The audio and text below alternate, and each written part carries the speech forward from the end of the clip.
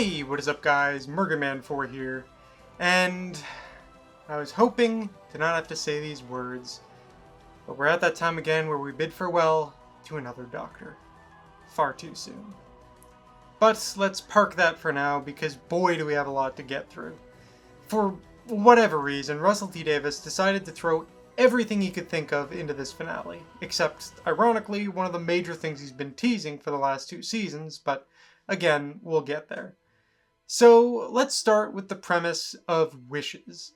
I actually think this is a pretty interesting concept, especially with the idea that the God of Wishes is a literal baby, too young to take advantage of his own powers. Plus, it provides a perfectly natural setup to restore the world to normal in a way that doesn't feel like a cheat, something RTD hasn't always been successful with. But the baby has been kidnapped by the Rani, who is using Conrad to sustain his own wish world, one with very traditional values and which has placed the Doctor and Belinda into the roles of husband and wife with their very own child. I enjoyed watching this alternative take on things as the mystery gradually unfolds, but unfortunately it does suffer from one of Doctor Who's greatest issues in recent times. Having tons of great ideas, but not giving them the proper breathing space to explore them. We get hints of great stuff. The fascist overtones as the police are called on people who doubt the world, the inherent bigotry and erasure of identity by forcing everyone's life into the same template. I mean, the how can you find a man beautiful moment is really compelling, but we never get another one like it, and while Conrad's bigotry is acknowledged, he never really gets called out for it. We also spend a lot of time with Ruby, who's one of the few people who can actually remember the real world, which makes sense with her experience in 73 Yards, but despite taking up such a big chunk of Wish World, when we get to the reality war, the day just resets and her plotline has zero impact on anything. Genuinely, you could probably cut out all of Ruby's scenes in Wish World and never even notice they were gone, which is a great shame because it means we get even less time with Belinda, who has already been so underserved after the first couple of episodes, and doesn't get a whole lot to do here. It sucks because I love Varda Sethu in the role, and her character started out so promising. It really should have been Belinda who started to see things properly. However, more positively, I love the misdirection that plays on our assumption that the Rani wants the Wish World to hold together, when in fact, the doubts are the entire point. Creating a whole world with the sole intention of breaking it was a very satisfying reveal to me, and one of the more Rani-like things in this story. And yeah, let's talk about the Rani, because there are bits here where you can see the original character trying to break through, despite RTD's apparent resistance. I did think she was better in the reality war.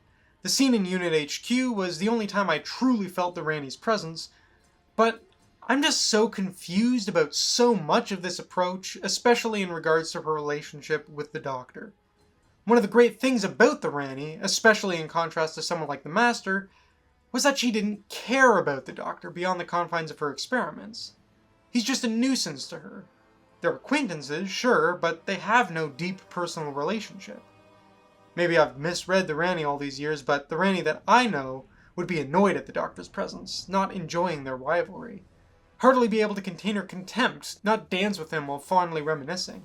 I also think some of her dialogue is far too sympathetic. When she says she was getting rather fond of the humans, I expected her to burst out laughing at the absurdity of it. But no. I also have questions. So many questions.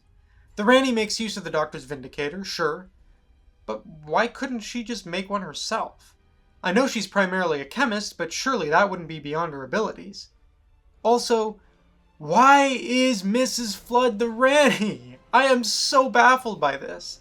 There is no benefit to there being 2 of them, she doesn't act like the Rani, and when you look back at previous episodes like Empire of Death, no explanation is given for her acting totally out of character with her whole "I'll seize his kingdom in my true name" shtick. And why was she neighbors to both Ruby and Belinda? How did that aid her plan? I am totally convinced that Russell had no clue what her real identity was until after he sat down to write this season, because her appearances last year are completely at odds with the real answer, with no explanation. It's a waste of Anita Dobson because I've enjoyed her performance, but she got absolutely nothing to do when she should have been A, a brand new villain, and B, the star of the show, not buried amongst a multitude of foes. I mean, I guess she does survive, so she could turn up again, But if one of the Rannies had to survive, I'd have preferred it to be Archie Panjabi, who was also wasted, given nothing of substance to do, and then gets eaten by Omega. We'll get to that. I also have to ask, in relation to Mrs. Flood, why did the Ranni bigenerate?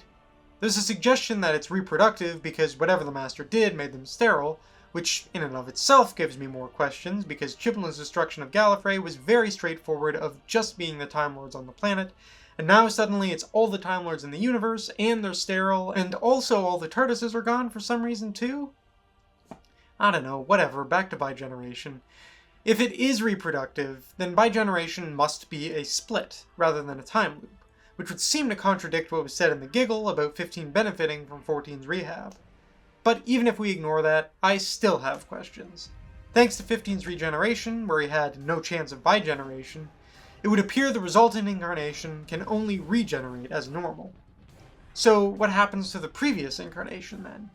If they simply die or regenerate, that wouldn't aid in population, and we're back to square one for why it would happen twice in such quick succession. Alternatively, if it is reproductive and they go on to bigenerate again, does that effectively make the original incarnation immortal? Will the 14th Doctor be around for the rest of time? And does that mean there will eventually be multiple 15th Doctors and beyond, all born out of 14? Look, bigeneration as a one-off, it's weird, but we can make it work. Once it starts happening multiple times, you really gotta clear up exactly what's going on, because otherwise it is just an absolute mess. Basically, huge mistake to bigenerate the Ranni. Whether she was going to be played by Anita Dobson or Archie Panjabi, it should have just been one of them. That, I suppose, brings us to our other extra villain, Omega. Just why? Why do we need even more? I mean, I get the Ranni wants to build a new Gallifrey in her vision, but why does she need Omega to do that? If one Time Lord's body is enough, well, she's got herself and the Doctor and Mrs. Flood. And if it needs to be a special Time Lord, just have her discover that the Doctor's the timeless child. This era's already reinforced it anyway, and it would explain why the Doctor was so necessary to her plans. But then when Omega does show up, he's so utterly removed from the Omega of before, I don't understand why he's not just some brand new creation. I mean, I'll give it this, it's a cool design, but it's another utter waste of an iconic classic villain, and I really don't get RTD's obsession with bringing back humanoid masked villains as giant monsters for no apparent reason. Like, if that's what you want to do, make a new monster! Plus, the fact that the Doctor defeats him not with his wits, but by angrily firing at him with a massive laser? Come on, that's not the Doctor. It's just so bafflingly lazy.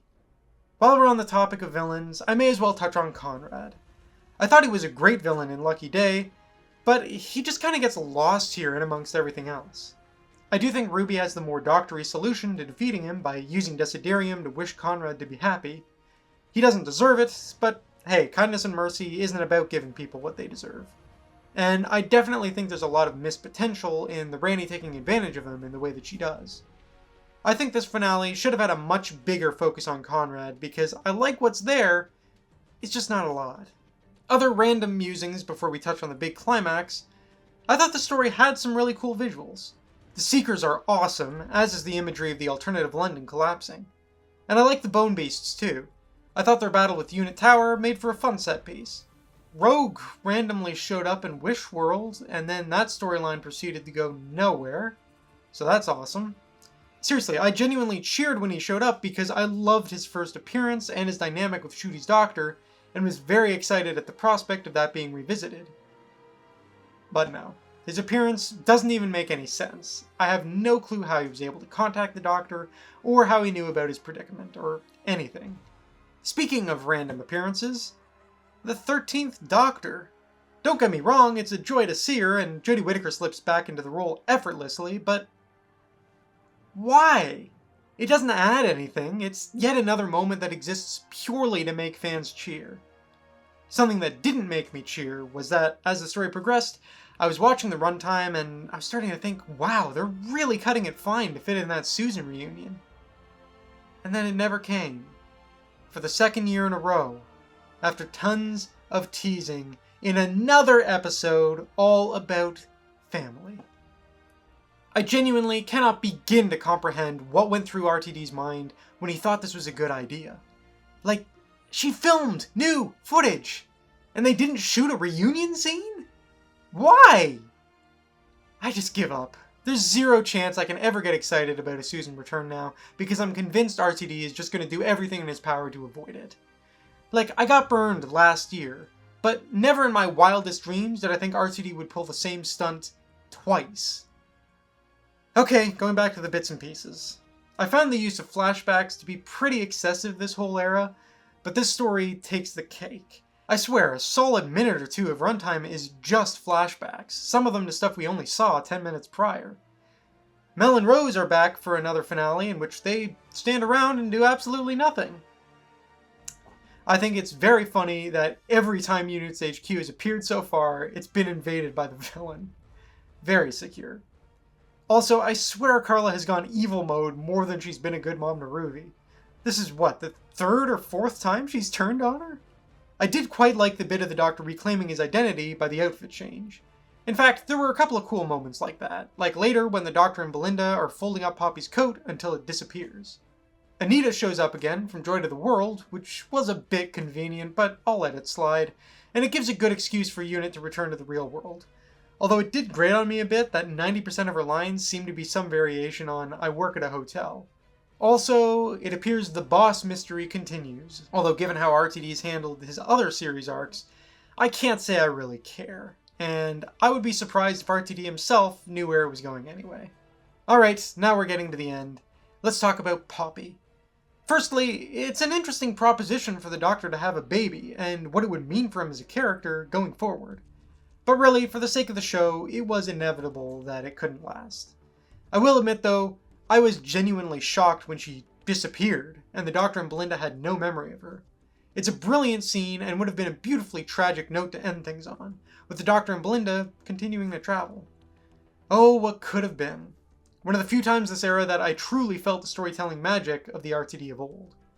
But Ruby remembers Poppy, and I have to admit, it does seem pretty odd how dismissive the Doctor is of Ruby. This seems like it's probably a holdover from the pre-regeneration version of the episode, because I saw it pointed out that in the TARDIS scene, the Doctor actually winks at Ruby. I'd much prefer it if it was indeed the Doctor acting out of kindness for Belinda's sake, so she'd never know what she had lost. But in the episode as broadcast, it just comes across as cold and like he doesn't respect Ruby at all. It's a shame that this aspect had to change, since even if Ncuti Gatwa had to leave, I would have loved to have seen Varda stick around. And it also seems to create a contradiction in Belinda's character, since pre-Poppy's disappearance, she's perfectly happy to continue traveling in the TARDIS with her, but once Poppy's restored, suddenly she doesn't want to anymore. Understandable though that is. And that's another thing. Despite the victory of saving Poppy's life, it does seem weird to me that it resulted in rewriting Belinda's entire timeline so that she always had Poppy from the beginning. I think it would have worked better if they didn't change Belinda's initial reasoning for wanting to get home, but Poppy now gave her a reason to stay. Speaking of Poppy's restoration, it's achieved by the Doctor sacrificing his life, pouring regeneration energy into the time vortex.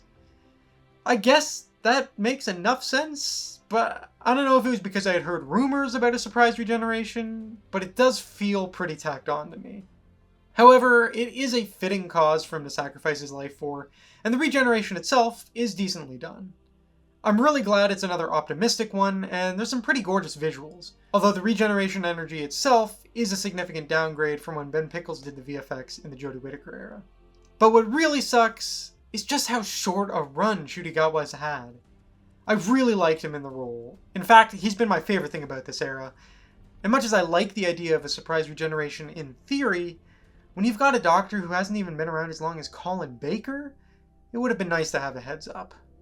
I mean, yes, I had read rumors and leaks, but I still had hope that they were false, and I was very upset to discover they were true.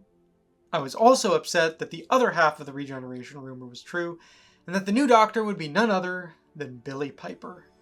I mean, don't get me wrong, she's a great actress, but come on, we just had RTD recasting one of his original series leads in the role. Do we really need to see this again so soon? And I know it's technically different because it's a companion, but I don't really care. Honestly, I'm getting sick and tired of the show eating up and regurgitating its own past so often, and I really think if it keeps this up, it'll be the death knell of the show. We desperately need new voices, and I'm concerned about what comes next. But, yeah. As for Ncuti, you were a great doctor, and I'll miss you. Wow, that was a lot to get through. Now, the thing is, I had a lot of complaints about this story, but if I'm being fully honest, I was entertained. And that's really the most important thing. Don't get me wrong, that does not give this story a free pass, and I'll be very curious to see how my thoughts change over time, because as of now, I'm not sure how much of that is because I had braced myself for disappointment. But Empire of Death left me feeling empty. The reality war, I mean, it has things that upset me, but I don't think I care enough to get all that worked up about it. Ultimately, I've settled on giving the full story a 6.5 out of 10. I won't be rushing to revisit it, but if I turn my brain off, I can think of worse ways to kill a couple of hours. If I were to rank the new series finales, it would come in 11th out of 15. As for regeneration stories, it unfortunately takes the very bottom spot for me. Although it is still above Time in the Ranny if you want to count that, I just tend not to ever since Big Finish released their official 6th Doctor regeneration. Still, it's a real shame, especially since you can tell it wasn't originally meant to be a regeneration. Overall, I thought this season started out quite strong, but it really fizzled out near the end. Ultimately, it's ended up with an average of 7.5 out of 10, which is actually still pretty decent, and puts it higher in my new series rankings than I expected, although there are several seasons below it that I would consider more than the sum of their parts, which I'm not sure I can say the same here. Unfortunately though, with this being Ncuti Gatwa's last story, he's become the first full-time Doctor that I don't think has had at least one truly excellent episode on television. I really think that this era is best summed up for me by wasted potential. But those are just my thoughts. What did you think? Was this a fantastic final outing, or a bitter disappointment? I'd love to read your thoughts down in the comments below. And with that, Murgaman 4 over and out, and I'll see you guys later.